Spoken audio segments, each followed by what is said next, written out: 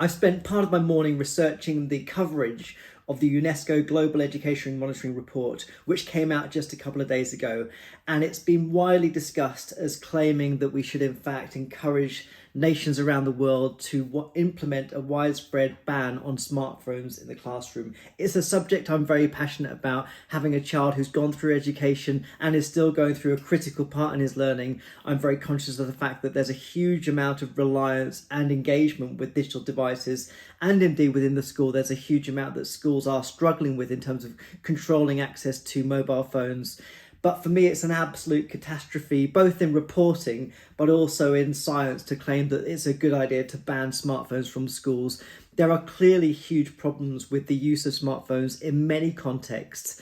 But if you look at the UNESCO report, it doesn't actually claim that we should ban smartphones in schools. It points out, based on some data, that there's some evidence of how they can be disruptive to learning. Actually, if you dig into that data, a lot of it's based on quite old data, but it's also quite partial data. And in fact, one of the clear messages that we have from the launch of this new report is that there's a huge absence of data in our understanding about the impact of technology within the learning process.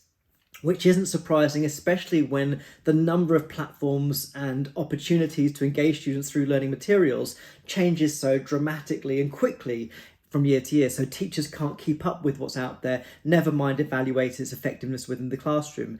The global ban claim that's been reported all around the world is completely obscure within this report. It doesn't talk about this at all. It talks about making sure that technology is used on our own terms, that we don't just simply use technology for its own sake, a principle that, of course, most educators already understand and get. And in fact, the history of education has been a history of technology, really, for educational use. And it's clear also that one of the big concerns is that the rise of artificial intelligence and its potential to replace teachers and the learning process that teachers facilitate is also in jeopardy. So we have to look at this report partly with that lens in mind, that there's a huge amount of anxiety about excessive screen use, but also the coming era of artificial intelligence within learning. If you look at the launch as well in more detail, look at all the statements from the different individuals behind it, there's a clear inclusivity and equity agenda that underpins UNESCO's work generally. And it's hard to claim that in fact technology has, broadly speaking, led to a much more inclusive, equitable world. It's clear that technology does often exacerbate inequalities. And when we're talking about mobile technologies, this is particularly the case, not least because without the infrastructure to develop and implement learning experiences, then the technology itself doesn't necessarily contribute significantly. But there's a huge amount of research that also talks about how just by giving people access to technology, you make huge leaps and bounds in literacy and a whole range of things. So for me, the report is actually amazing, a really incredible report. The reporting of it is diabolical. It's absolutely ridiculous and catastrophic to the advancement of humanity to propose that we should ban smartphones in schools.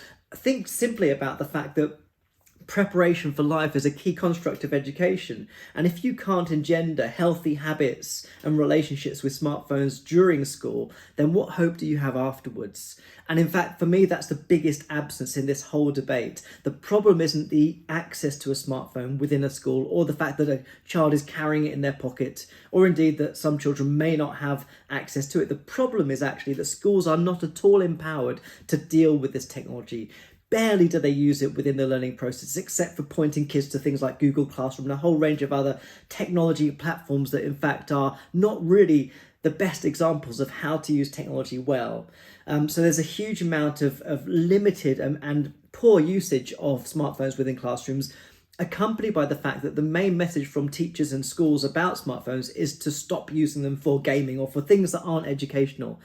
If we had a system where teachers were empowered to talk to and engage kids about the use of their smartphone, discuss things like what are healthy behaviours for the use, make them tools of empowerment rather than tools of essentially some form of punishment, then we'd be in a much better place. It's very hard to do that on a global scale. It's very hard to get to a point where the most effective use of technology is deployed across the entire global spectrum.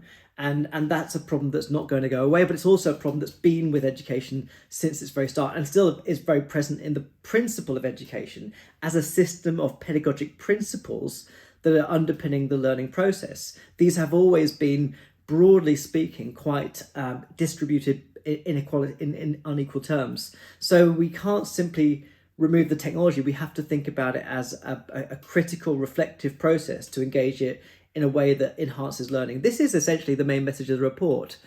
So we don't need a global ban on smartphones in schools. What we do need is much more critical conversation about how we use them to get the most out of the technology.